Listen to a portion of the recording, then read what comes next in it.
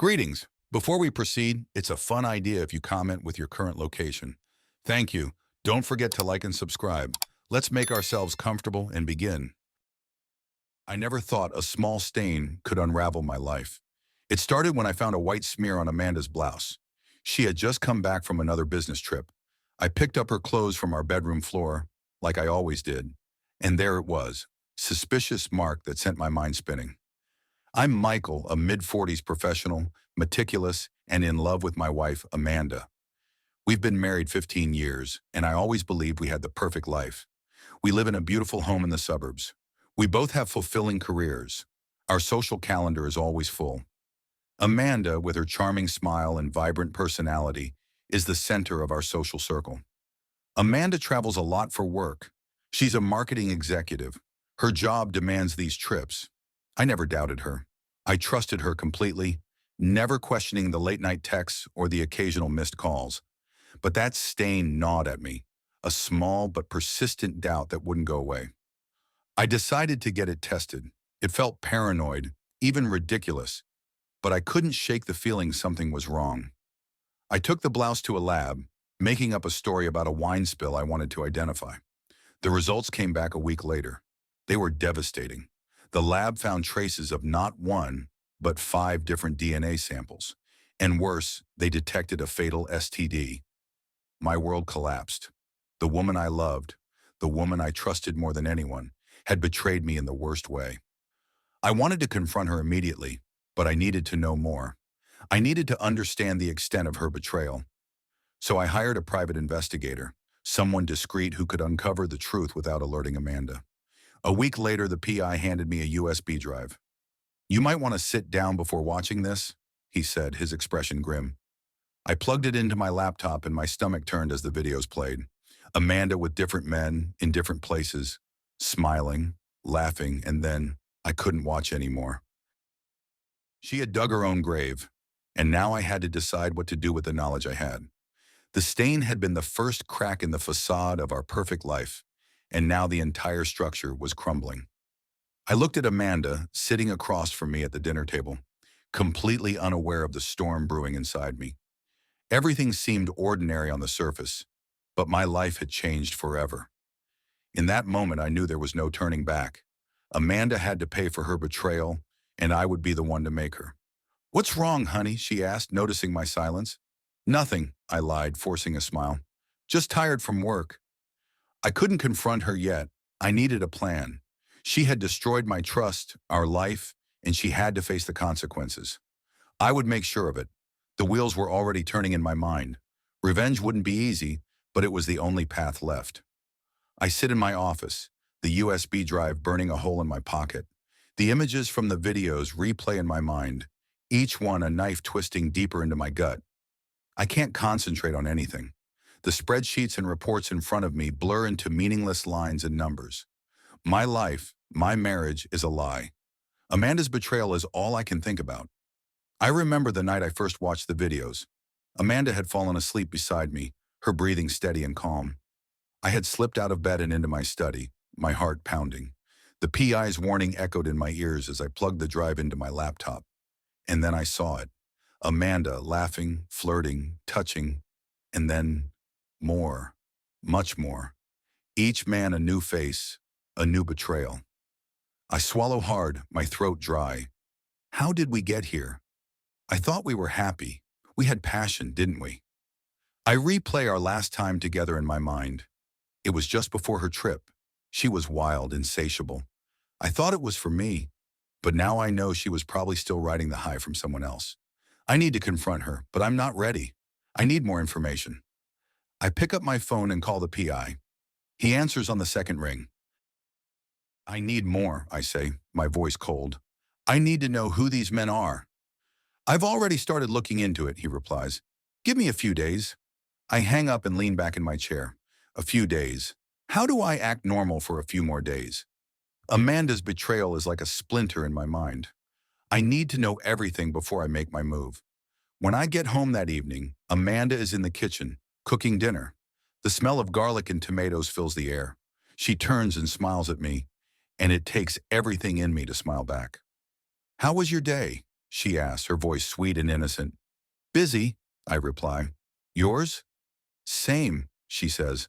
I missed you. I choke back the anger rising in my throat. How can she say that with a straight face? I force another smile and sit at the table watching her. She moves around the kitchen with ease, humming a tune. To anyone else, she'd look like the perfect wife. But I know better now. Over dinner, she talks about her day, about work, about plans for the weekend.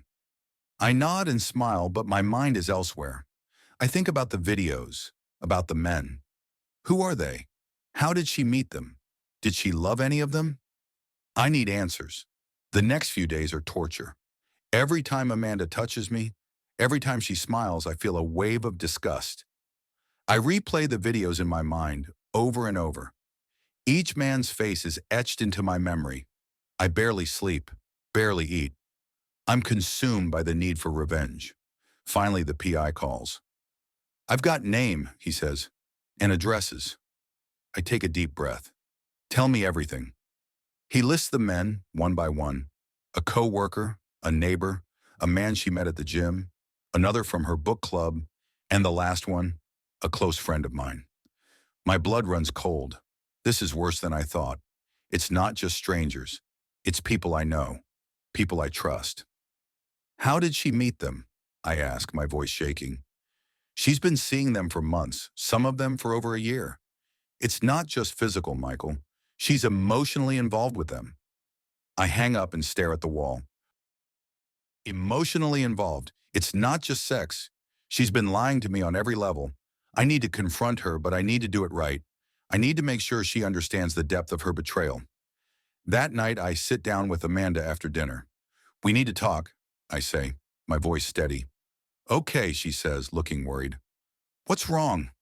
I pull out the USB drive and set it on the table. I know. Her face goes pale. Know what? Everything, I say. The trips, the men, the lies. I know it all. She stares at the drive, her hands shaking. Michael, I can explain. Explain what? I snap. Explain how you've been sleeping with 5 different men? Explain how you've been lying to me for months? How you've put my health at risk? She starts to cry.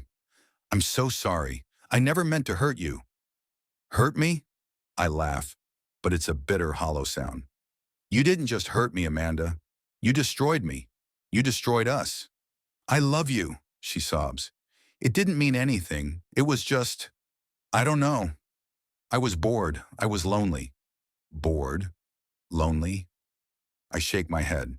You could have talked to me. You could have left, but you chose to betray me. I'm so sorry, she whispers. Please, Michael, I'll do anything. Just don't leave me. I look at her, at the woman I thought I knew. I feel nothing but anger and disgust. It's too late for that, I say.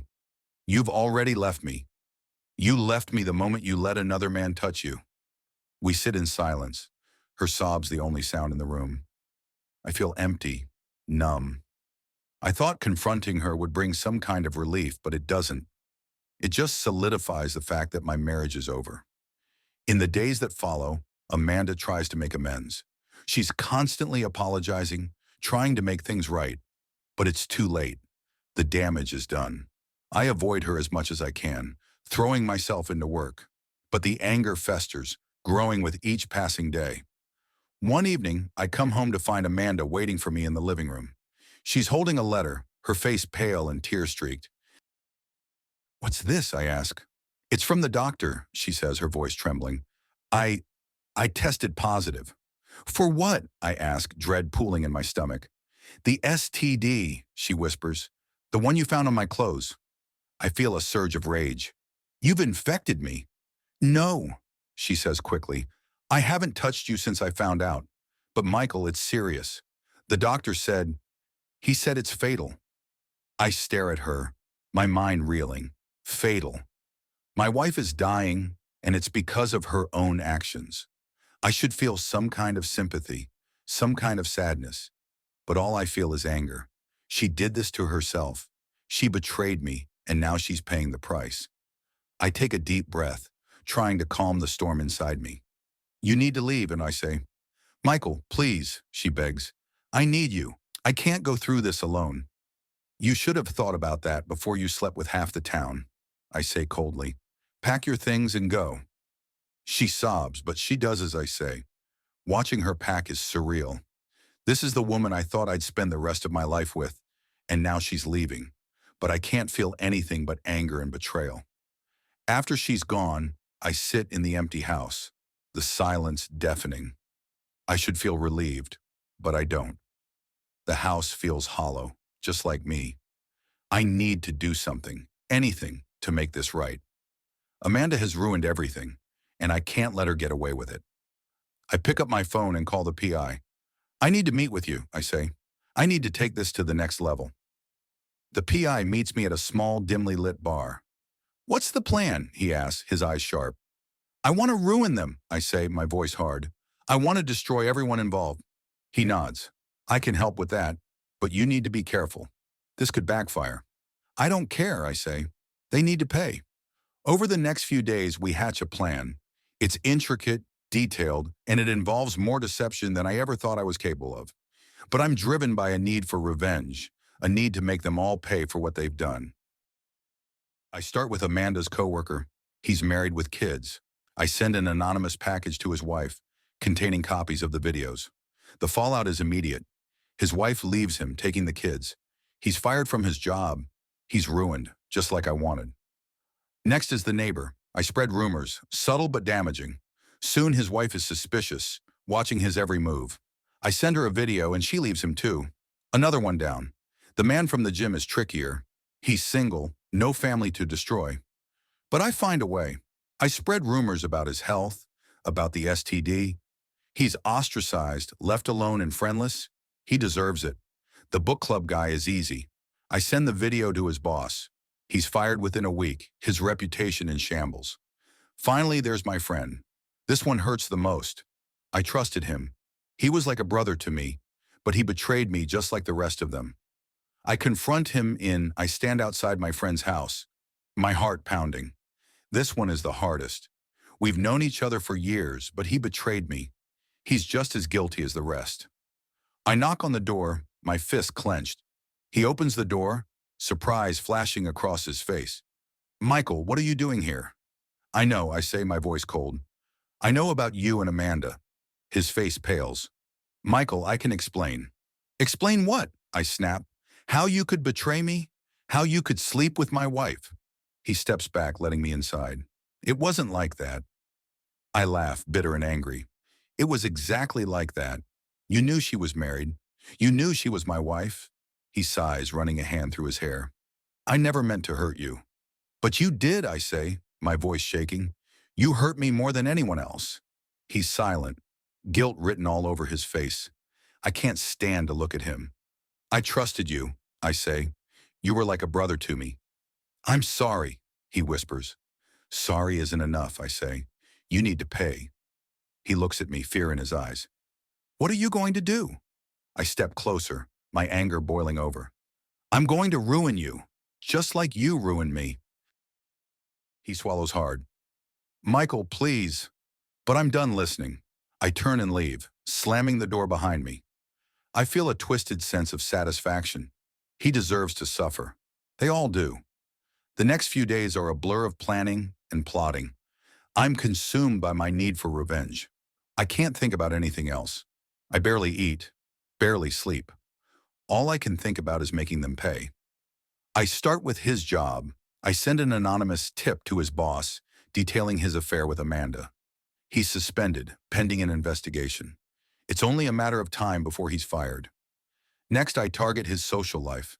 I spread rumors about his infidelity, about his involvement in Amanda's affairs. Soon, his friends start to distance themselves. He's left isolated, alone, just like he deserves. I feel a twisted sense of satisfaction as I watch his life crumble. But it's not enough. I need more. I need to make sure he knows just how much he's hurt me. I decide to confront him one last time. I wait until I know he's home alone, and then I knock on his door. He opens it, and I can see the fear in his eyes. What do you want? He asks, his voice shaking. I want you to understand what you've done, I say. I want you to feel the same pain I felt. He looks at me, desperation in his eyes. Michael, please. I've lost everything. Isn't that enough? No, I say. It's not enough. It'll never be enough. He swallows hard, his hands trembling. What do you want from me? I want you to suffer, I say. I want you to feel the same betrayal, the same pain. He's silent, his eyes filled with tears. I turn and leave, my heart pounding. I've done it. I've ruined his life just like he ruined mine. But as I walk away, I can't shake the feeling of emptiness.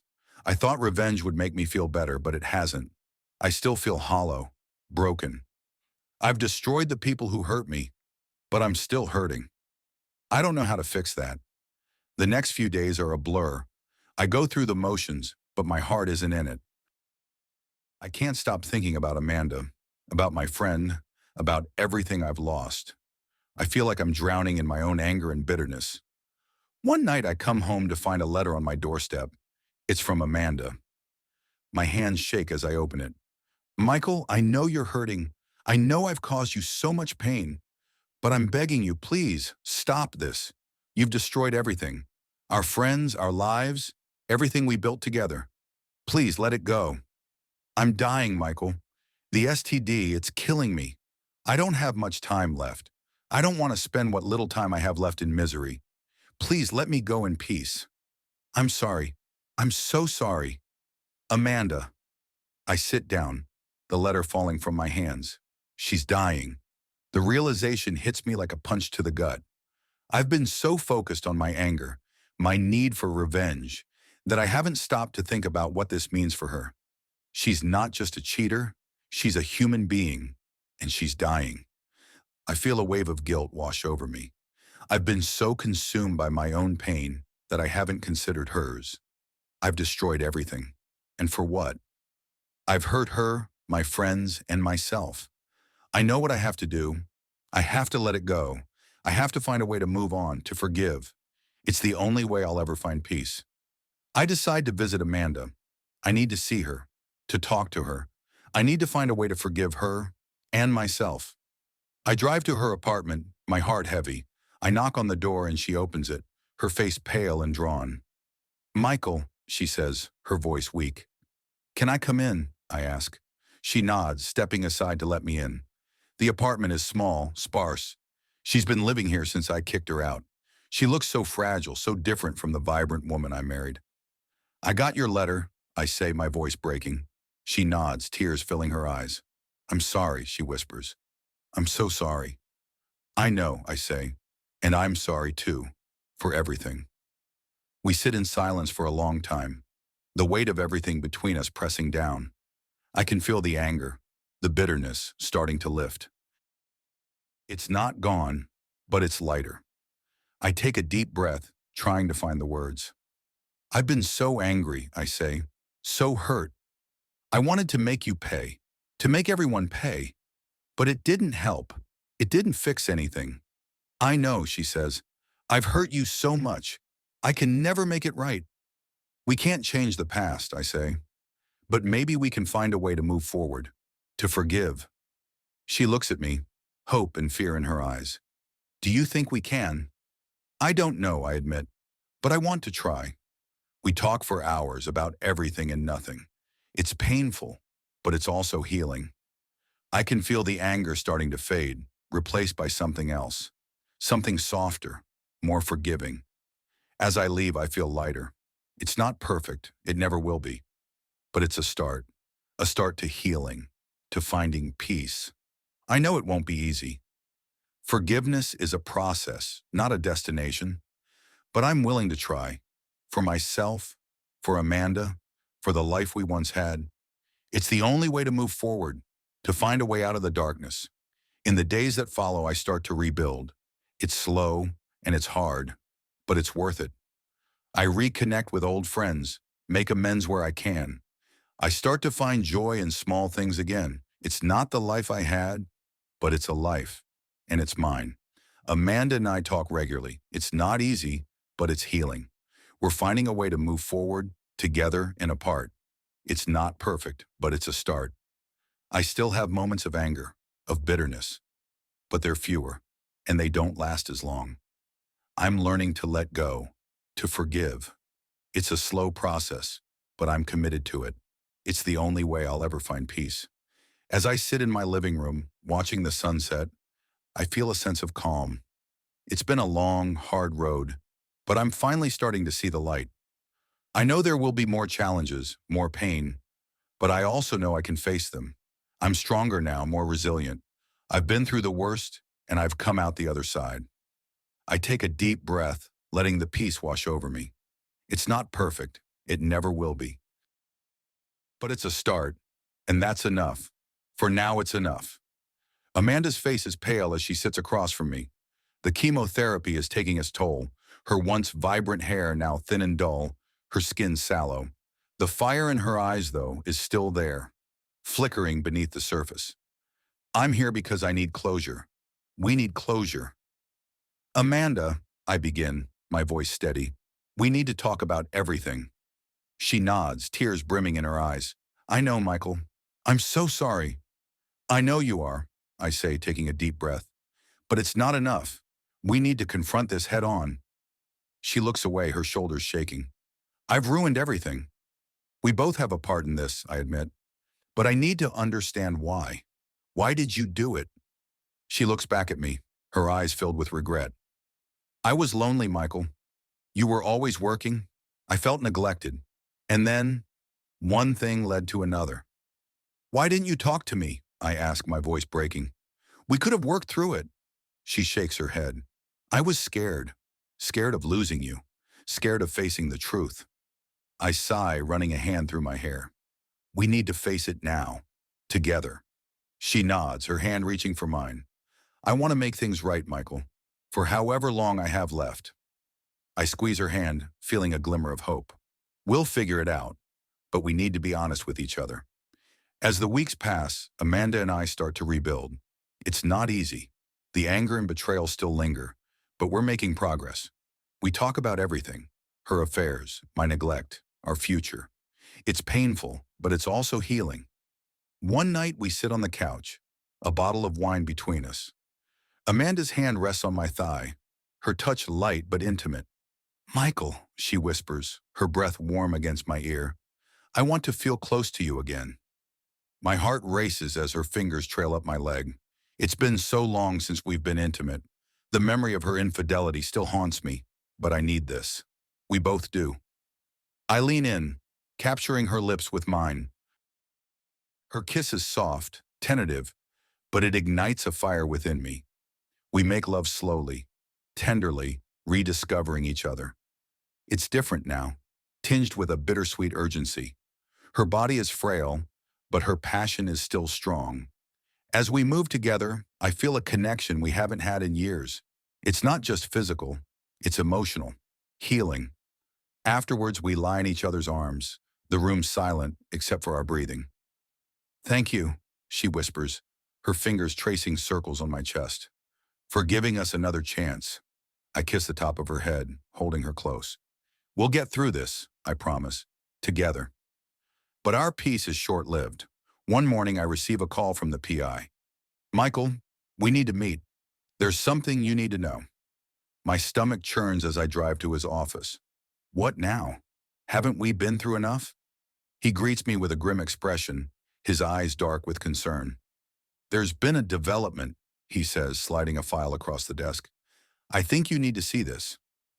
I open the file, my heart pounding. Inside are photos, documents, evidence. What is this? I ask, my voice shaking. It's about the trial, he says. Amanda's been subpoenaed. My blood runs cold. Trial? What trial? The men she was involved with, he explains. They're being charged with a variety of crimes. Fraud, embezzlement, assault, and Amanda is a key witness. I stare at the photos, my mind reeling. How did I not know about this? It's been kept under wraps, he says, but now it's coming to light, and Amanda's testimony could be crucial. I feel a surge of anger. Why didn't she tell me? I don't know, he admits, but you need to talk to her. She's in danger, Michael. These men, they won't go down without a fight. I leave the PI's office, my mind racing. Amanda didn't just cheat on me. She got involved with criminals, and now her life, our lives, are at risk. I need to protect her, but I also need answers. When I get home, Amanda is sitting on the couch, her eyes red from crying. She looks up as I enter, her expression filled with guilt. You knew, I say, my voice cold. You knew about the trial, about the danger. She nods, tears streaming down her face. I'm sorry, Michael. I didn't know how to tell you. You should have told me the truth, I snap. All of it. I was scared, she sobs. I didn't want to drag you into this mess. Well, we're in it now, I say, and we need to deal with it. Together. We sit down and she tells me everything. How she got involved with these men, how they manipulated her, used her, how she discovered their crimes and decided to testify, how she feared for her life and for mine. We need to go to the police, I say. We need protection. She nods, her hand gripping mine. I'm so sorry, Michael. I never meant for any of this to happen. We'll figure it out, I promise. But you need to trust me. No more secrets. The next few weeks are a whirlwind of preparations for the trial. Amanda's health continues to decline, but her determination is unwavering. She wants to see justice served, and I'm by her side every step of the way. The day of the trial arrives and the tension is palpable. Amanda's testimony is critical. The courtroom is filled with reporters, the air thick with anticipation. I sit in the front row, my heart in my throat as she takes the stand. Her voice is steady as she recounts her involvement with the men, detailing their crimes and her role in uncovering them. She speaks with a quiet strength, her eyes never wavering. I feel a surge of pride mixed with fear.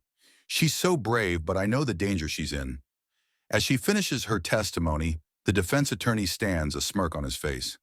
Mrs. Williams, isn't it true that you were having an affair with these men? Yes, she admits, her voice shaking. But that doesn't change what they did. And isn't it true that you only came forward because you were caught? He presses. She looks down, her hands trembling. I came forward because it was the right thing to do. The attorney sneers, turning to the jury. Ladies and gentlemen, this woman is not a hero. She's a scorned wife looking for revenge. My blood boils as I watch him tear into her character. But Amanda remains composed. She's stronger than I ever gave her credit for. When the trial finally ends, the jury deliberates for hours. We wait in a small room, the tension unbearable. Amanda leans on me, her strength fading. Thank you, she whispers, for standing by me. I love you, I say, my voice breaking. We'll get through this. Together. The jury returns and the verdict is read. Guilty on all counts. The men are led away in handcuffs, their expressions dark with rage. Amanda breathes a sigh of relief, her eyes closing in exhaustion.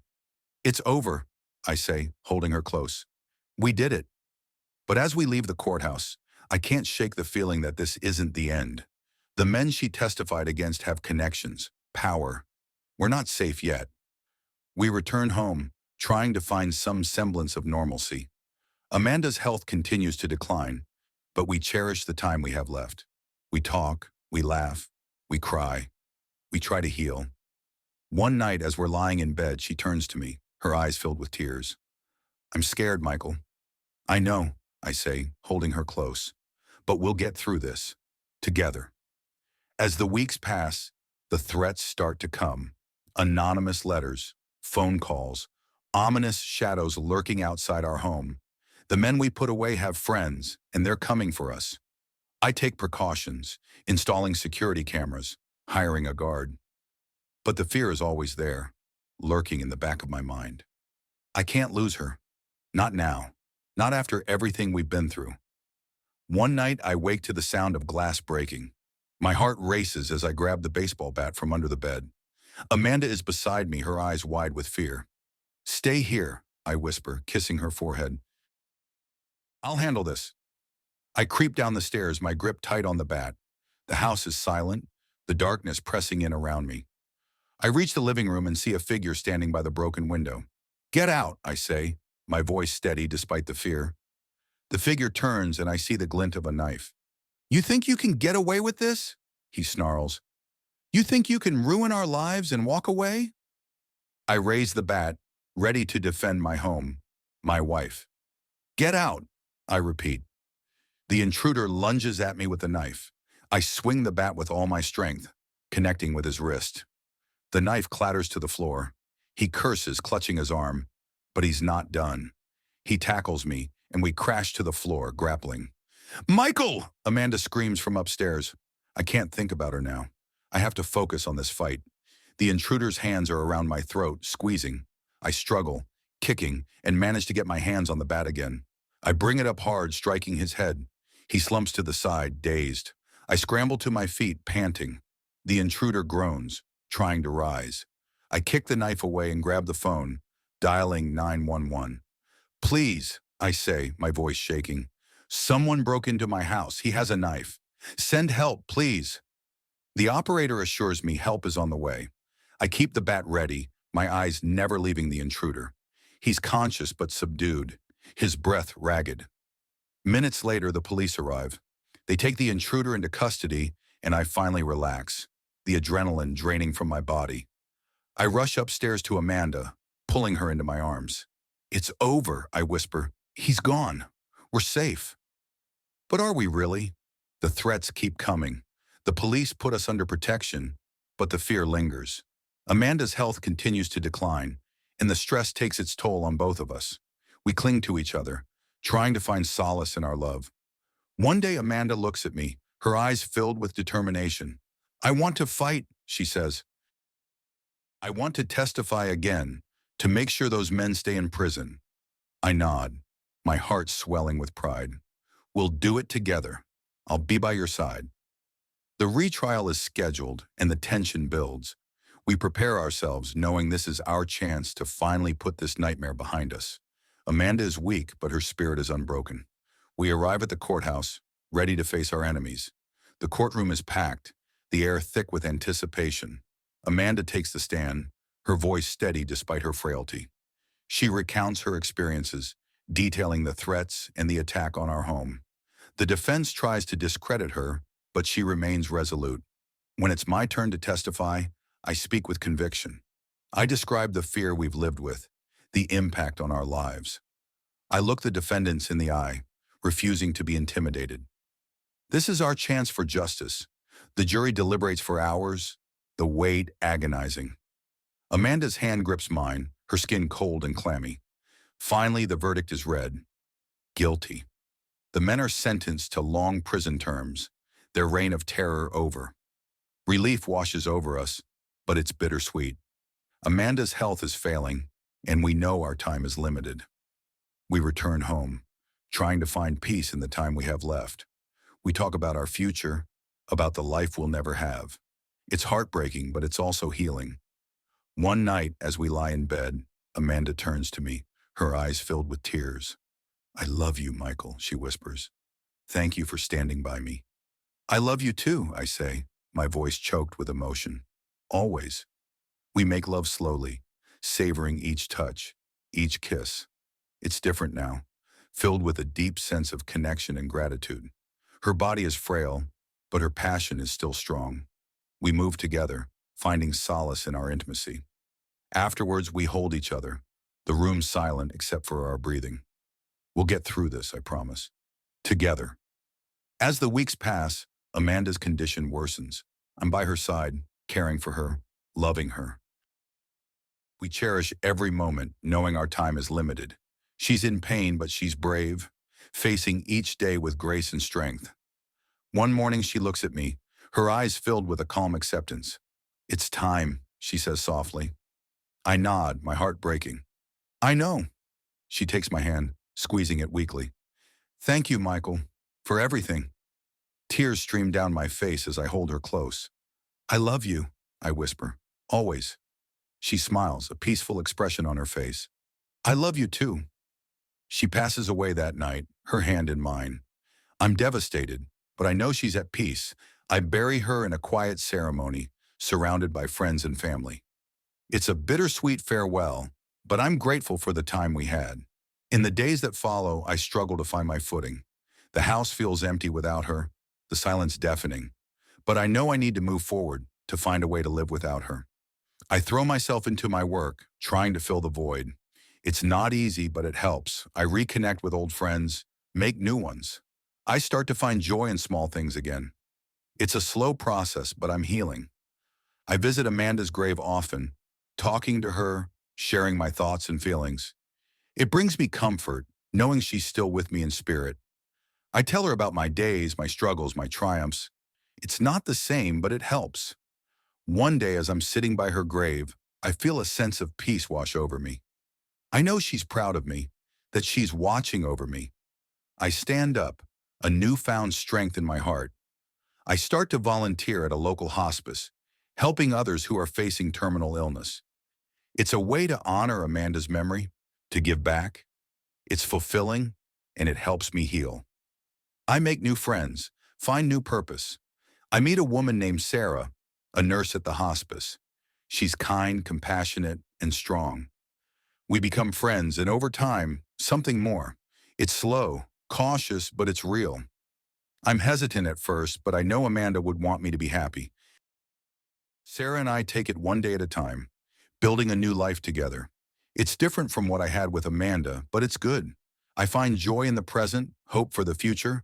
We laugh, we cry, we support each other. It's a new beginning. I still visit Amanda's grave, still talk to her. She'll always be a part of me, a part of my life. But I know she'd want me to move forward, to find happiness. And I am. It's not perfect, but it's a start. As I sit with Sarah, watching the sunset, I feel a sense of peace. I've been through so much, but I've come out stronger. I've learned to forgive, to let go, to love again. It's been a long, hard journey, but it's made me who I am. I take a deep breath, feeling the warmth of Sarah's hand in mine. The future is uncertain, but I'm ready for it. I know there will be more challenges, more pain, but I also know I can face them. I'm stronger now, more resilient. I've been through the worst, and I've come out the other side. I smile, feeling a sense of calm wash over me. It's not perfect, it never will be, but it's a start, and that's enough. For now, it's enough. The days following Amanda's death are a blur. I go through the motions, trying to find a new rhythm without her. The silence in the house is overwhelming. I fill my days with work, volunteering, anything to keep my mind occupied. But at night, the loneliness creeps in. I still receive the occasional threat, but I'm not afraid. I'm more cautious now, always on guard. The men we put away have connections, and I know they're still out there. But I refuse to live in fear. Amanda's bravery inspires me. She faced her demons, and I will face mine. One evening, I'm home alone when the phone rings. It's Sarah, her voice tense. "Michael, I need to talk to you. Can you come over?" "I'll be right there," I say, grabbing my keys. When I arrive at her place, she's pacing the living room, her face pale. "What's wrong?" I ask, my heart pounding. "I got a call today," she says, her voice trembling. "From one of the men you testified against. He's out on bail, and he knows where I live." Fear grips me. "Did he threaten you?" She nods. "He said if I didn't stop seeing you, he'd come after both of us." Rage bubbles up inside me. "We need to call the police." "I already did," she says. "They're sending someone over to watch the house." I pull her into my arms, holding her tight. "We'll get through this, together." The police arrive and set up a watch. It's a temporary fix, but it helps. Sarah and I talk late into the night, trying to find a solution. We know we can't live like this forever. The next day, I meet with the PI. "We need to find a way to end this," I say. "For good." He nods, his expression grim. "I've been doing some digging. These men have powerful friends. It's going to be tough, but I think we can gather enough evidence to put them away for good." We spend weeks gathering information, building a case. It's dangerous work, but we're determined. The tension is high, but so is our resolve. One night, as I'm leaving the PI's office, I see a figure lurking in the shadows. I tense, ready for a fight, but the figure steps into the light. It's one of the men we put away, his face twisted with anger. "You ruined my life," he snarls. "Now it's your turn." I stand my ground, my fist clenched. "I'm not afraid of you." He lunges at me, but I'm ready. We grapple, and I manage to subdue him, pinning him to the ground. The police arrive moments later, taking him into custody. It's a small victory, but it fuels my determination. We continue to build our case, and finally we're ready to go to trial. Sarah and I prepare ourselves, knowing this could be our last chance to end this nightmare. The courtroom is tense as the trial begins. The defendants are smug, confident, but we're ready. The prosecution presents our evidence, and it's compelling. The jury listens intently, their expressions serious. Sarah testifies, her voice steady despite the fear. I take the stand next, recounting the threats, the attacks, everything we've been through. The defense tries to discredit us, but we remain resolute. As the trial progresses, the tension builds. The defendant's confidence starts to waver as the evidence mounts against them. We're so close, but the outcome is still uncertain. The day of the final verdict arrives. The jury deliberates for hours, the wait agonizing. Sarah and I hold hands, supporting each other through the tension. Finally, the jury returns and the verdict is read. Guilty on all counts. The defendants are sentenced to long prison terms, their reign of terror over. Relief washes over us, but it's mixed with exhaustion. It's finally over. We're free. We return home, trying to find a new normal. The threats have stopped, and we start to rebuild our lives. It's not easy, but we're determined. We lean on each other, finding strength in our love. One evening, we sit on the porch, watching the sunset. Sarah's hand rests on mine, her touch comforting. "We did it," she says, her voice filled with quiet pride. I nod, a smile tugging at my lips. We did, together. Our lives slowly return to normal. I continue to volunteer at the hospice, finding fulfillment in helping others. Sarah and I grow closer, our bond strengthened by the trials we've faced. We start to talk about the future, about what we want to build together. One night, as we lie in bed, I turn to her, my heart full. "I love you, Sarah." She smiles, her eyes shining with tears. "I love you too, Michael." We make love slowly, savoring each touch, each kiss. It's a celebration of our love, our strength. We've been through so much, but we've come out stronger. As we move together, I feel a deep sense of peace. This is where I'm meant to be. Afterwards, we lie in each other's arms, the room filled with a quiet contentment. "We've come so far," I whisper, kissing her forehead. "We have," she agrees, her voice soft. "And we have so much to look forward to." The next morning, I wake with a sense of purpose. The past is behind us, and the future is bright. I go about my day with a newfound energy, excited for what lies ahead. I visit Amanda's grave, bringing fresh flowers. I tell her about my life, about Sarah, about our plans for the future. It's bittersweet, but it feels right. I know she'd be happy for me, happy that I found love again. As I leave the cemetery, I feel a sense of closure. I've made peace with the past, and I'm ready to embrace the future. I know there will be challenges, but I'm not afraid. I have Sarah, and I have my strength. We'll face whatever comes together. Back at home, Sarah greets me with a smile. We spend the day planning a trip, something to celebrate our new beginning. It's exciting, a fresh start. We're ready to move forward, to build a life together. In the weeks that follow, we settle into a new routine. We work, we laugh, we love. It's not perfect, but it's ours. We find joy in the little things, in the moments we share. One evening, we sit on the porch watching the stars. Sarah rests her head on my shoulder, and I feel a deep sense of contentment. We've come through the fire, and we're stronger for it. "I'm happy," I say, my voice filled with quiet wonder. "Me too," she replies, her smile lighting up the night. We sit in comfortable silence, the world around us peaceful. I know there will be more challenges, more trials, but I also know we'll face them together, hand in hand. Our love is strong, and so are we. As the night wears on, I feel a sense of peace settle over me. The past is behind us, and the future is ours to create. I look at Sarah, my heart full of love and hope. This is our beginning, our chance to build something beautiful. We make plans, dreaming of the life we want to create. It's exciting, a fresh start. We're ready to move forward, to embrace the future with open hearts. We know there will be challenges, but we're not afraid. We have each other, and that's enough. As I hold Sarah close, I feel a deep sense of gratitude. We've come through so much, but we've come out stronger. We're ready for whatever comes next, together. The night is quiet, the stars shining brightly above us. I close my eyes, feeling the warmth of Sarah's hand in mine. The future is uncertain, but I'm ready for it. We're ready for it. In the end, it's not about the trials we've faced, but the love we've found. We're stronger together, and that's all that matters. We're ready to face whatever comes, hand in hand, heart to heart. Life has a way of moving forward, even after the darkest times. With Amanda gone, I find myself thinking about her less with sadness and more with gratitude for the good times we had. Sarah and I have built something strong, something resilient. We've faced our demons and come out the other side. I'm sitting on the porch, a warm breeze rustling the leaves. Sarah comes out, 2 mugs of coffee in hand. She sits beside me, her presence a comforting weight. "Good morning," she says, her smile warm.